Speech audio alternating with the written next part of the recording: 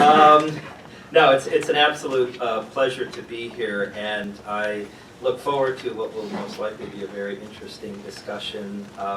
We were given some guidance on our timing. I'm going to try to keep it as reduced as possible because I look forward to the questions and hope to take advantage of that point. I should say, first of all, Marlene, thank you and your staff for executing this. This is becoming an annual event and one I'm definitely proud to participate in. Secondly, as is customary in these situations, I can utter that line. These comments are mine and not that of the U.S. Defense Department, National Defense University, or the Near East South Asia Center for Strategic Studies. Got that. And thirdly, my intent, as you see from the title, it's looking at a new American approach to engaging Central Asia, ?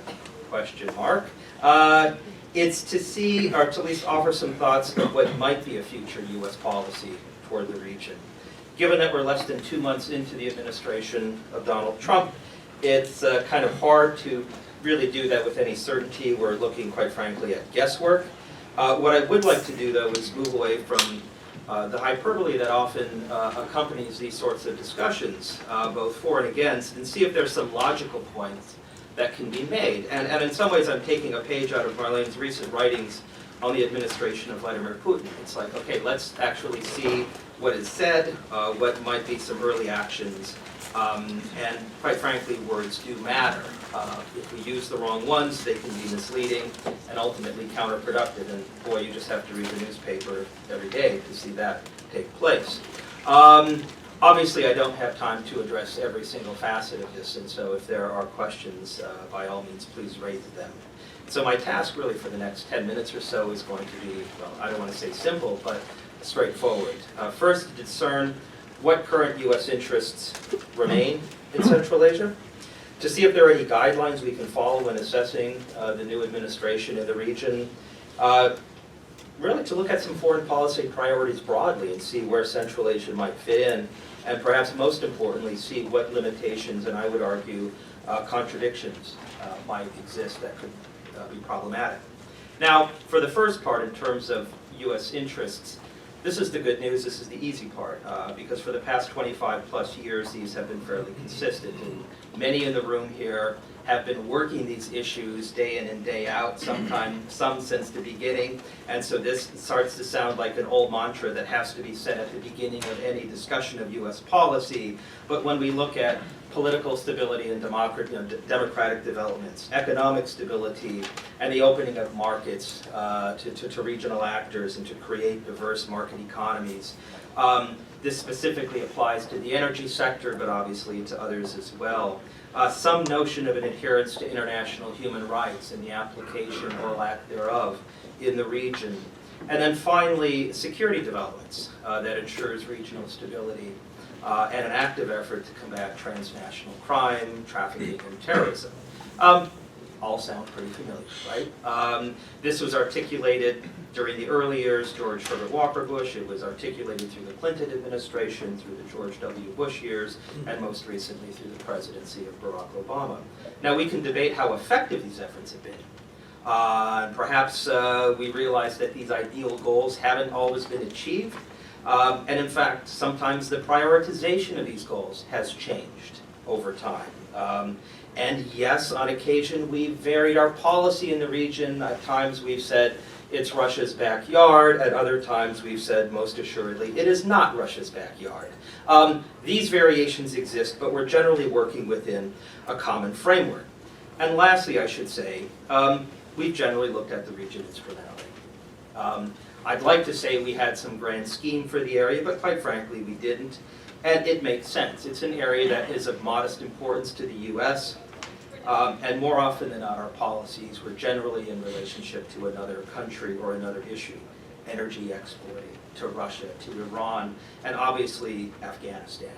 Since 2001, in fact, this Afghan centrism has really vexed our ability to create a clear and coherent policy towards Central Asia. And it's resulted, quite frankly, in a misperception sometimes of U.S. intent, U.S. goals in the region. Now we can look at specific programs, and that's often what we do, is we boil it down to, well, here's an effort and there's an effort, and say, here's some success, modest success, failure, however we want to call it. For example, the Peace Corps. well-defined, low-cost, low-budget effort, pretty clear-cut from an American point of view, yet discontinued largely in the region, often for, largely I would say for political reasons or perception reasons. Energy development. Oh, big effort, and in fact, a constant claim of wanting to have the region look at diverse routes. And in fact, I shouldn't say a claim, that was US policy. Did we put our money where our mouth is? More often than not, no. Baku Tbilisi Ceyhan, which I would argue is largely a Caucasus effort with a modest Kazakh input, did have strong US government backing, but for the most part, we really looked at private investment, and we looked, quite frankly, at other actors involved. Now, the interesting thing is, this alternative to Russia, which was out as a subtext, quite frankly, ends up being China, and we can discuss that more later today. The New Silk Road proposal. Again, great idea, great concept. It's basically repackaged from earlier views of looking at the region as a transport hub, a north-south conduit, east-west, or all directions. But let's be blunt, after the Great Recession of 2008 onward, very little financial input into this, because companies, quite frankly, are skittish about putting their money into projects that have dubious return rates, questionable legal regimes, where they may or may not have their investments protected, and a minimal draw, really, of interest in products and consumer goods. And so, much like other efforts, we relied on the abilities of other countries to come in and help out. I'll make one final comment, though, of this general overview of US policy. I would say at the end of the Obama administration, we did see an interesting development with the C5+1 under Secretary of State John Kerry. Now, in previous years, there have been ABCs, these annual bilateral consultations, there have been other bilateral discussions, and we have really for the first time an effort to bring all states together to discuss things in a regional context. Fascinating thing about this is it was generally not seen as in conflict with or in contradiction to the efforts of other countries. It was seen as a modest American effort to engage with the states and to look at very specific areas where we may have a comparative advantage. Legal frameworks for trades, ideas for conflict resolution, border management, etc. But it was kept specific. It wasn't looking at big picture issues, it was doable efforts with a modest budget. And to some extent, I would surmise, if that's the best case scenario, if that's as we look ahead, the trajectory for US policy, it would be one of limited, selective, and hopefully, in parentheses, effective engagement. Now, this isn't going to satisfy many in the room. Central Asian experts and others, I include myself in the category, of people who would say, we need to do more, and here are all the things we can do, and here's why the US should play a role in the region. But ultimately, given limited resources and attention, a policy that outlines what we can and cannot do is a much more realistic way to engage in the region. And now here's the challenge. Because we have an administration that's come into power, less than 2 months old, that at least is saying that it wants to upend business as usual, that it wants to look at new ways of engaging the region. Now, it's a habit of, when there's a personality in power, I like to look at, their writings, and I'll say, you can look at political actors and read their writings, or even if you want to know more about the Stones, please read Keith Richards' new autobiography. You get some insights. Of course, for here we have the art of the deal, right? This is the magnus opus of Donald Trump.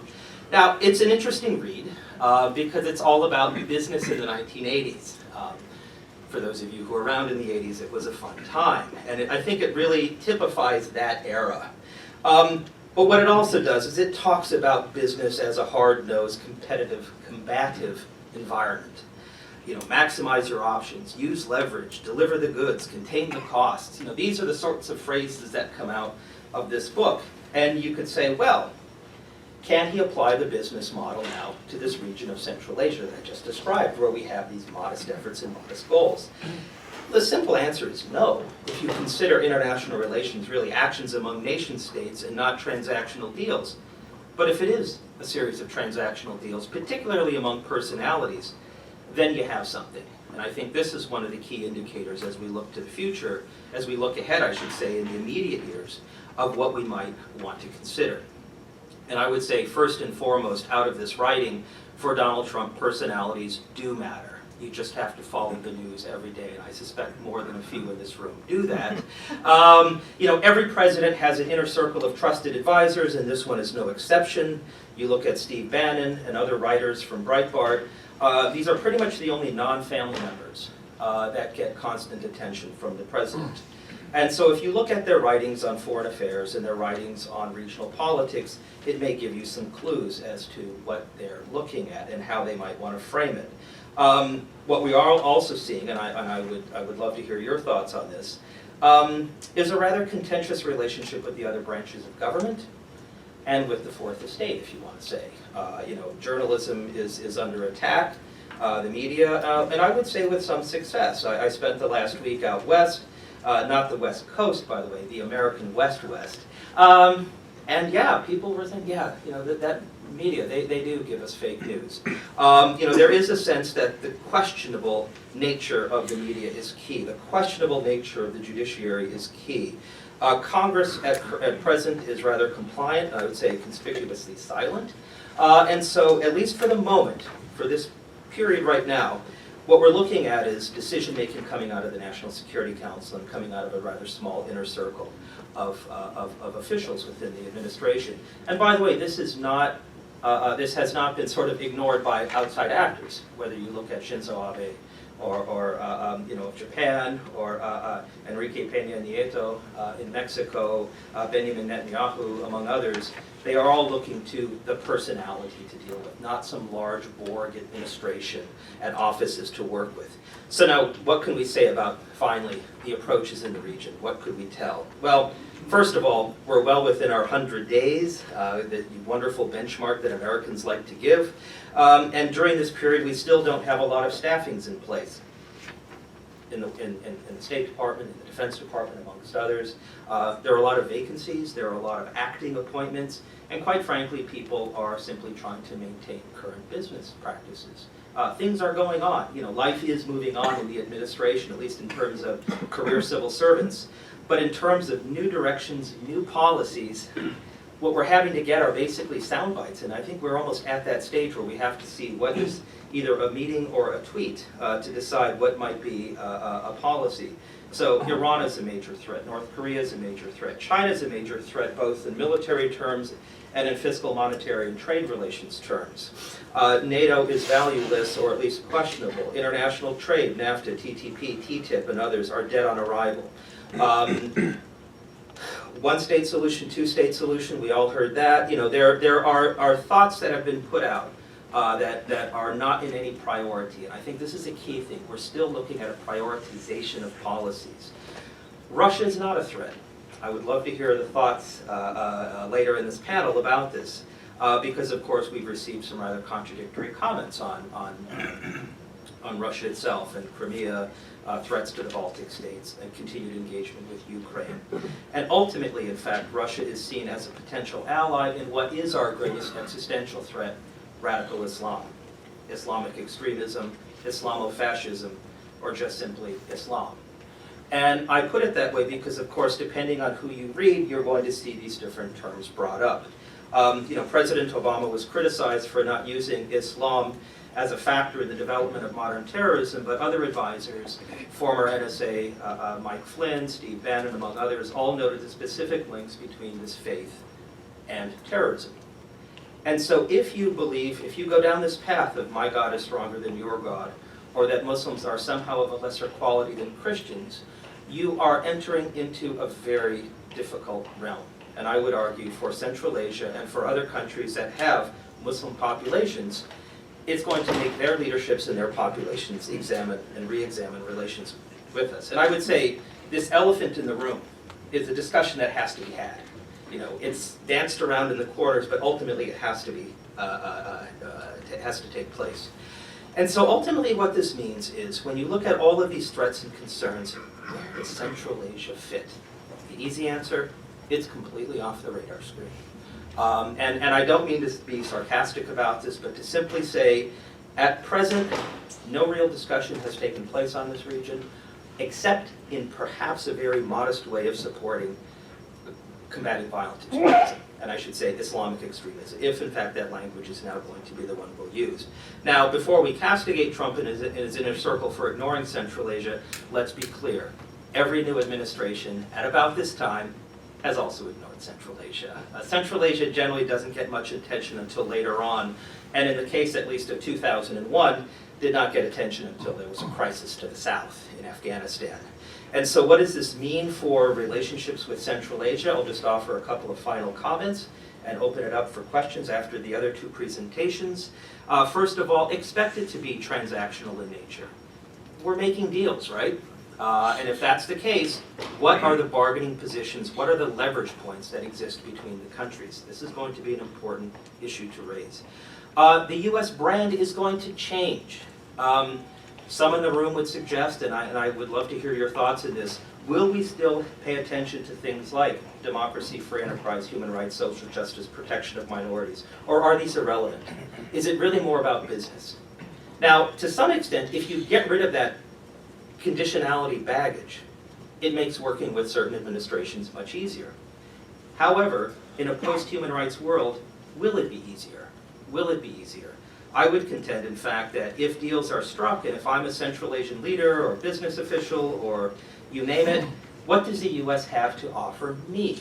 And I think this is where we're going to find some challenges, because if, in fact, U.S. assistance, U.S. presence in the region is going to be reduced, and not just the proposed 37% reduction in the State Department budget, but we would see a concurrent slashing of USAID and other efforts in our toolkit, we're going to find it much emptier to work with the Central Asian states. So again, what's left? Assisting in the war against Islamic extremism. But I would argue, if I'm a state in the region, I would think twice on this. Russia, for example, does not consider it as such. They talk about international terrorism. With 20% roughly Muslim population in Russia, they're wise to do that. Would a Central Asian leader be willing to go to war against Islam in its own country? And I have doubts on that. And so thus, if we find ourselves in this transactional environment, we may end up being out of any substantial role in the region, even if we want one in the first place, which I would contend we have to debate that. So, these are just some thoughts. Again, more to say, but for the sake of time, I want to keep it short and keep it limited. I know that there are many in the room here who know a lot about these issues, and I look forward to hearing what you have to say in terms of U.S. policy towards the region, and are there alternatives? I would argue, if I kind of make a final comment, the best case scenario, we continue the glide path that we saw at the end of the Obama administration, and if we can end up with selective engagement where we have comparative advantages, that's fantastic. But ultimately, with our limited resources, we're going to realize that we won't really have much to do. More likely, we could very well find ourselves out of the region with little to offer and even less desire to engage in the region. It wouldn't surprise me if I hear phrases like better Russia than China in terms of who should dominate Central Asia. And barring a crisis, one could expect this to be the new norm for the next 4 or 8 years. That is, if we have a re-election in 2020. Now, the curious unknown, the unknown, is how the countries in the region will move forward in a much reduced American presence. I'm going to offer one positive thought, which is they may decide they have to take initiatives up on their own.